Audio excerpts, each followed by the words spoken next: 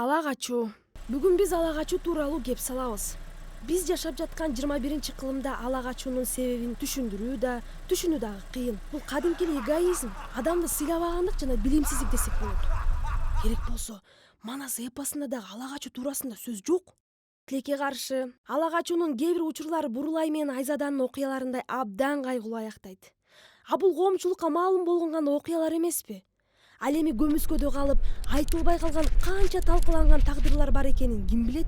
Босогого жатып алган кемпирди аттап өтө бир замат күчүнө кирип активдештирилүүчү каргыш жок. Андай мыйзам бузуучуларды оңой эле секирип аттап өтө бергиле. Болгондо дагы секирип жатып, ошонун баарын камерага тартып алгыла. Сотто бул силердин эркиндигиңерге кол салуу, адам урдуу аракети жана силерге басым көрсөтүү далили катары колдонулуп жардам берет. Зордук зомбулуктун мындай айлампасын колдобогула. Бардыгы силердин колуңарда жана биз силерге сөзсүз жардам беребиз.